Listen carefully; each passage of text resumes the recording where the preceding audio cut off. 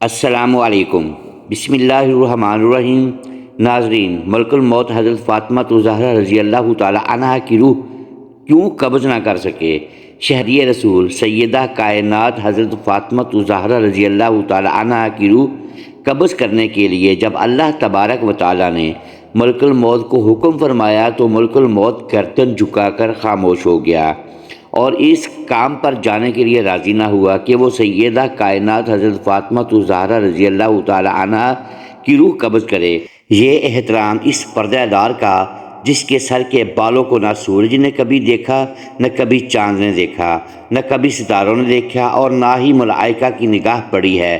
روایت ہے کہ جب سیدہ فاطمہ الزہرا رضی اللہ تعالی عنہا کی روح قبض کرنے کے لیے اللہ تعالیٰ نے حضرت اسرائیل علیہ السلام کو حکم دیا تو وہ اس کام پر جانے کے لیے راضی نہ ہوئے، تو پھر خود اللہ تبارک و تعالی نے اپنے دست قدرت سے اپنے محبوب کی لاڈلی بیٹی حضرت فاطمہ الزہرا رضی اللہ تعالی عنہا کی روح کو قبض فرمایا۔ حضرت سلمہ ام رافع سے روایت ہے کہ خاتون جنت نے مجھ سے کہا، امی جان مجھ کو غسل کرا دیجئے، لہٰذا میں نے پانی ڈالا اور آپ نے خوب مل کر غسل کیا، پھر اپنے نئے کپڑے طلب فرمائے اور کپڑے بدلے اور فرمایا کہ میری چارپائی مکان کے درمیان میں رکھ دی جائے۔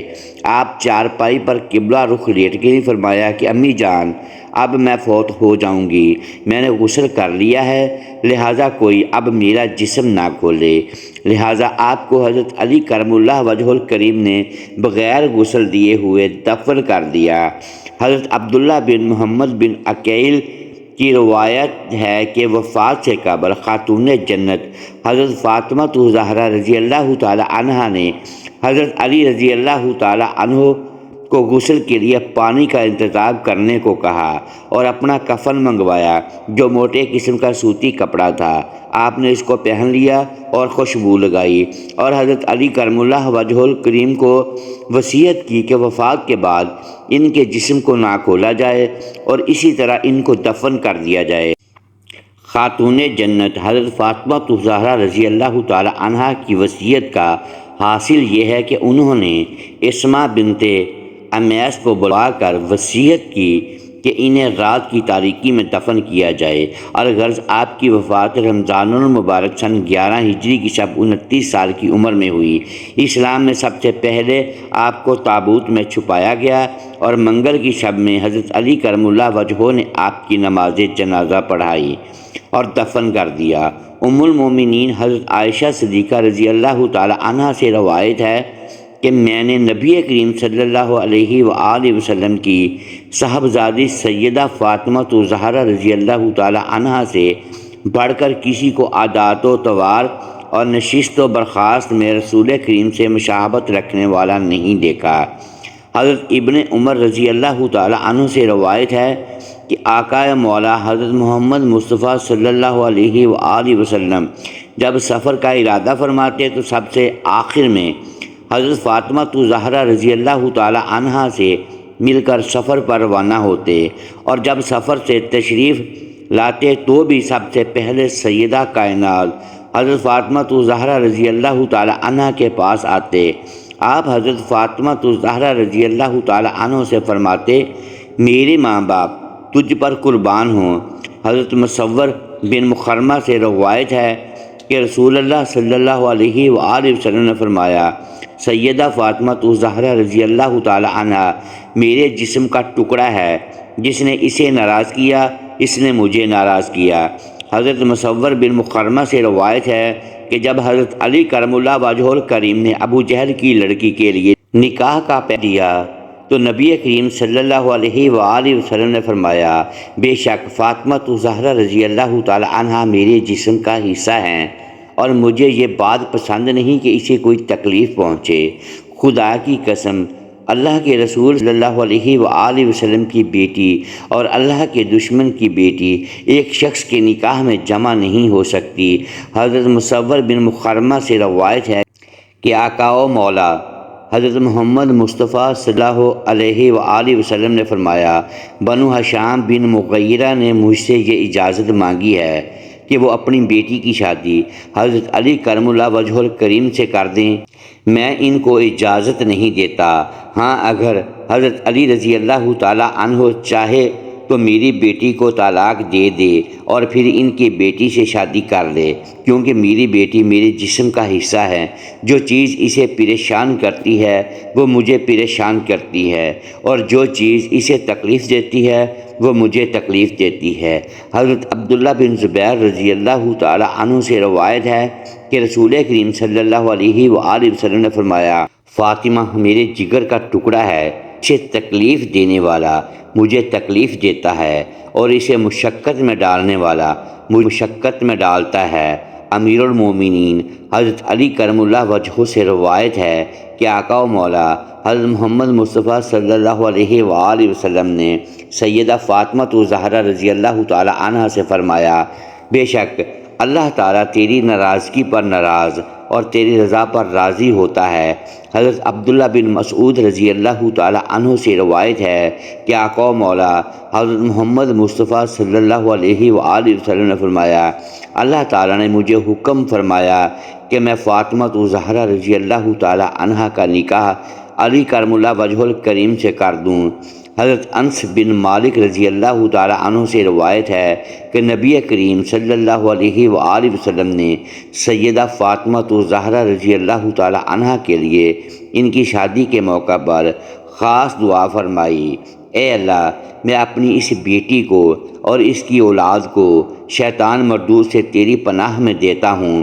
حضرت بریدہ سے روایت ہے کہ سیدہ فاطمہ الزہرا رضی اللہ تعالی عنہا اور حضرت علی کرم اللہ وجہ الکریم کی شادی کی رات حضور اکرم صلی اللہ علیہ وآلہ وسلم نے ان پر پانی چھڑکا اور فرمایا، اے اللہ ان دونوں کے حق میں برکت دے اور ان دونوں پر برکت نازل فرما، اور ان دونوں کے لیے ان کی اولاد میں برکت عطا فرما۔ حضرت عمر بن خطاب رضی اللہ تعالی عنہ سے روایت ہے کہ رسول کریم صلی اللہ علیہ وآلہ وسلم نے فرمایا، قیامت کے دن میرے حسب و نسب کے سوا ہر سلسلہ نسب منقطع ہو جائے گا۔ ہر بیٹے کی نسبت باپ کی طرف ہوتی ہے سوائے اولاد فاطمہ الزہرا رضی اللہ تعالی عنہا کے کہ ان کا باپ بھی میں ہی ہوں اور ان کا نسب بھی میں ہی ہوں۔ اللہ تعالیٰ نے ساری کائنات میں سب سے زیادہ خوبصورت حضور پاک صلی اللہ علیہ وآلہ وسلم کو بنایا تھا، جیسا کہ ام المومنین حضرت عائشہ صدیقہ رضی اللہ تعالی عنہا کا فرمان ہے کہ مصر کی عورتوں نے حضرت یوسف علیہ السلام کو دیکھ کر اپنے ہاتھ کاٹ لیے تھے۔ اگر وہ میرے حبیب حضور اکرم صلی اللہ علیہ وآلہ وسلم کو دیکھ لیتی تو شاید اپنے سینوں پر چھریاں مار لیتی۔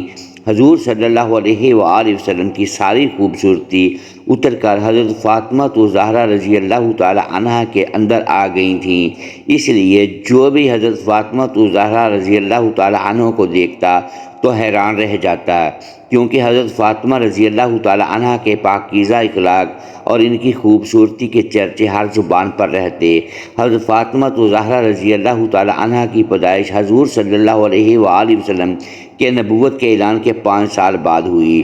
اس وقت مکہ کے کافر حضور صلی اللہ علیہ وآلہ وسلم کو دن رات پریشان کرتے تھے، اور آپ صلی اللہ علیہ وآلہ وسلم کے گھر کے سامنے کوڑا ڈال دیتے تھے۔ آپ صلی اللہ علیہ وآلہ وسلم باہر نکلتے تو وہ ظالم سر پر مٹی پھینک دیتے اور کبھی آپ کو پیچھے سے دھکا دے کر گرا دے۔ حضرت فاطمہ رضی اللہ تعالی عنہا دھیرے دھیرے بڑی ہو رہی تھیں اور اپنے والد حضور صلی اللہ علیہ وآلہ وسلم پر پڑنے والی ان سب مصیبتوں کو اپنی آنکھوں سے دیکھ رہی تھی۔ ابھی حضرت فاطمہ رضی اللہ تعالی عنہا کی عمر صرف 5 سال ہی تھی کہ ایک دن اچانک ان کی امی حضرت خدیجہ رضی اللہ تعالی عنہا کا انتقال ہو گیا۔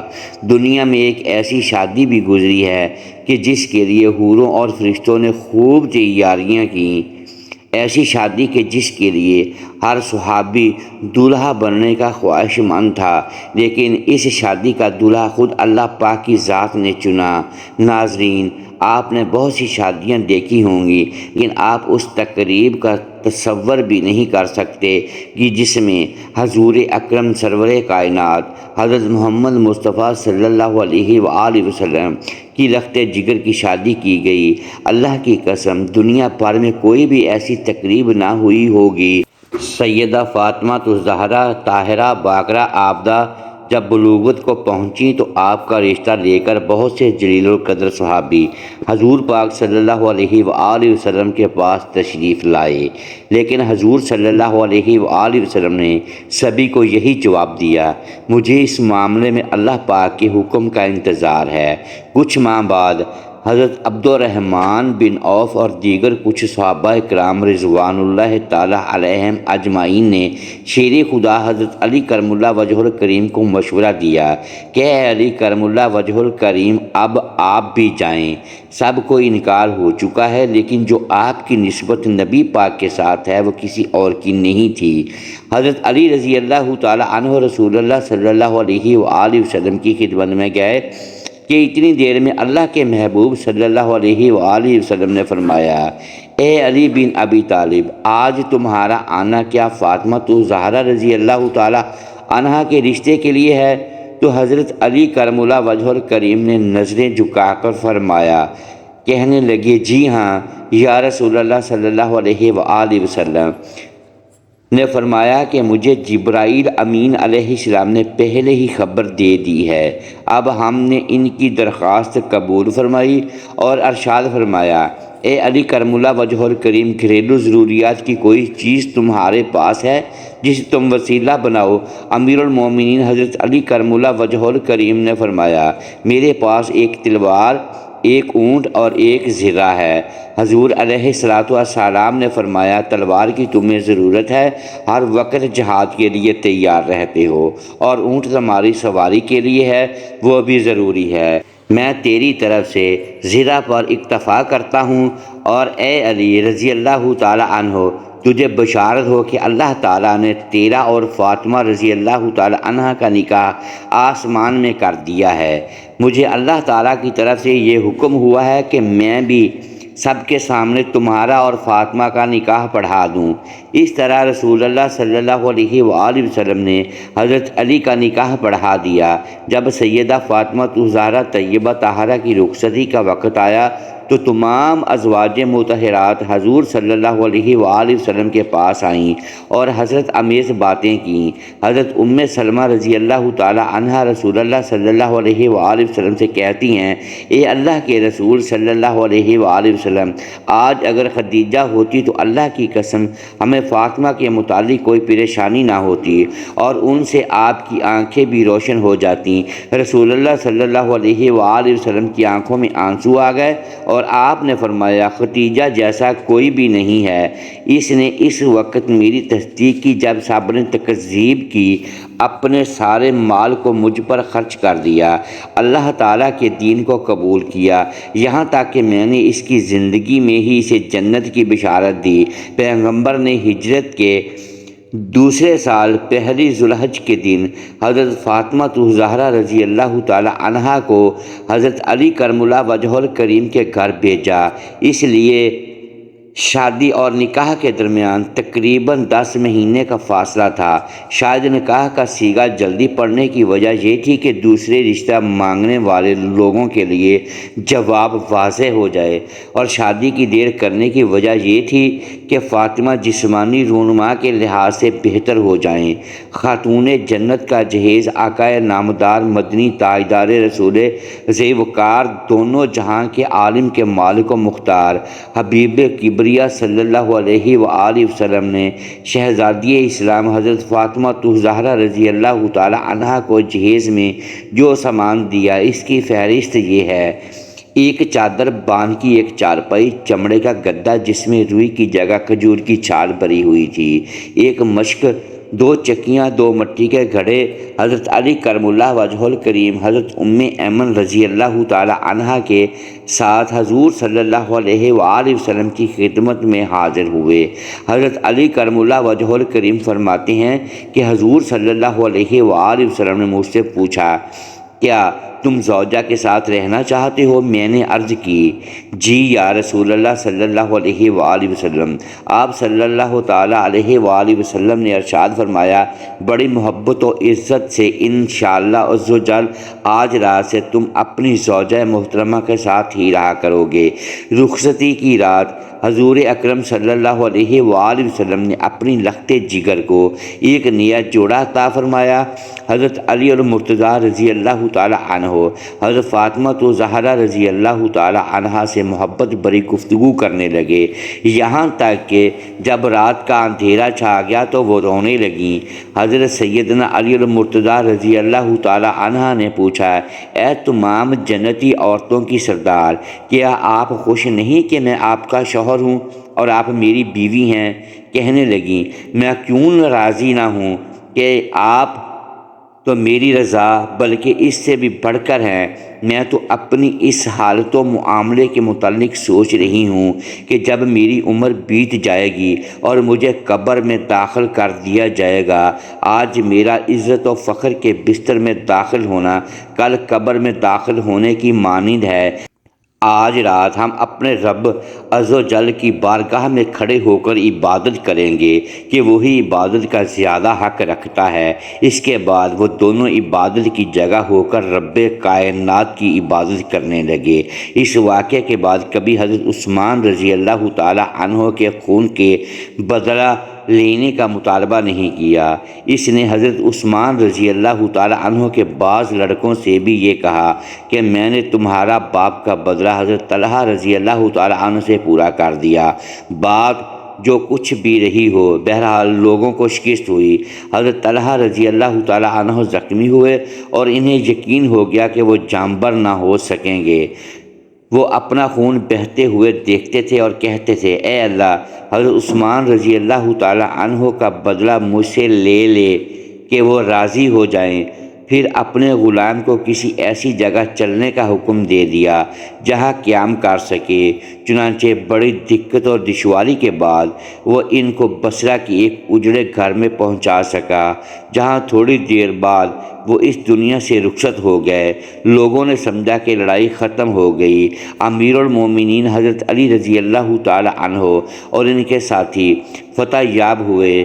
حضرت علی رضی اللہ تعالی عنہ نے اپنے ساتھیوں میں منادی کرا دی، زخمی پر کوئی حملہ آور نہ ہو، بھاگنے والوں کا پیچھا نہ کرے، کوئی کسی کے گھر میں نہ تھے، کوئی مال و اسباب پر قبضہ نہ کرے، کوئی کسی عورت کو تکلیف نہ پہنچائے۔ اپنے بعض کاموں میں مصروف حضرت علی رضی اللہ تعالی عنہ اس خیال میں تھے کہ لڑائی ختم ہو چکی ہے اور آپ غالب آ گئے ہیں۔ اتنے میں سخت شور و غل کی آواز آئی۔ دریافت کرنے پر معلوم ہوا کہ ام المومنین حضرت عائشہ صدیقہ رضی اللہ تعالی عنہا لوگوں کو آمادہ کر رہی ہیں اور قاتلین حضرت عثمان رضی اللہ تعالی عنہ پر لعنت بھیج رہی ہیں، اور لوگ بھی لعنت میں ان کی ہم نوائی کر رہے ہیں۔ حضرت علی رضی اللہ تعالی عنہ نے کہا، حضرت عثمان رضی اللہ تعالی عنہ کے قاتلوں پر لعنت بھیج رہے ہیں؟ باخدا یہ تو اپنے اوپر لعنت بھیج رہے ہیں۔ انہی لوگوں نے تو حضرت عثمان بن عفان رضی اللہ تعالی عنہ کو قتل کیا ہے۔ اے خدا، حضرت عثمان رضی اللہ عنہ کے قاتلوں پر لعنت ہو۔ اس دن صبح کے وقت جب حضرت علی رضی اللہ تعالی عنہ حضرت طلحہ رضی اللہ تعالی عنہ سے مایوس ہو گئے اور یقین کر لیا کہ ان کو لڑائی پر اصرار ہے، اپنے ساتھیوں کو نہایت سختی کے ساتھ پہل کرنے سے روکا اور کہا کہ جب تک میرا حکم نہ ہو اقدام نہ کیا جائے۔ بصرہ کے نوجوانوں خصوصاً بیوقوفوں کا اس وقت یہ حال تھا کہ وہ لڑائی چھیڑنے کی حرکتیں کیا کرتے اور حضرت علی رضی اللہ تعالی عنہ کے آدمیوں پر تیر چلاتے تھے۔ کتنے ہی آدمی زخمی ہوئے جن کو حضرت علی رضی اللہ تعالی عنہ کے پاس لایا گیا اور درخواست کی گئی کہ اب وہ لڑائی کی اجازت دینے میں دیر نہ کریں۔ پھر بھی آپ نے عجلت سے کام نہیں لیا اور اجازت نہیں دی، لیکن جب واقعات زیادہ ہونے لگے تو آپ نے کوفہ کے ایک نوجوان کے ہاتھ میں قرآن دیا اور کہا کہ وہ اسے لے کر فریقین کے درمیان کھڑا ہو جائے اور اس کی طرف قوم کو بلائے۔ حضرت علی رضی اللہ تعالی عنہ نے اس کو بتا دیا تھا کہ اس فرض کو پورا کرنے میں اس کی جان کا خطرہ ہے۔ تھوڑی دیر سوچنے کے بعد نوجوان نے قرآن پاک ہاتھ میں لیا اور فریقین کے درمیان کھڑے ہو کر اس کی دعوت دینے لگا۔ اس کے بعد لوگوں نے اس پر اتنے تیر برسائے کہ وہ جانباز نہ ہو سکا۔ اللہ تعالی ہمیں نیکوکاروں میں شامل عطا فرمائے، آمین۔ محترم ناظرین، امید ہے آج کی یہ ویڈیو آپ کو پسند آئی ہوگی۔ ناظرین گرامی، اگر اس ویڈیو میں دانستہ یا دیدہ دانستہ الفاظ کی درستگی ہم نہیں کر پائے تو ہم آپ سے معذرت خواہ ہیں اور اللہ کے حضور معافی کے طلبگار ہیں۔ محترم ساتھیو، ویڈیو کو لائک کیجیے اور اپنے اس چینل کو سبسکرائب لازمی کیجیے اور بیل آئیکن پریس کر دیں تاکہ ہر نئی آنے والی ویڈیو اب تک بر وقت پہنچ سکے اور ہماری حوصلہ افزائی ہوتی رہے۔ شکریہ، اللہ حافظ۔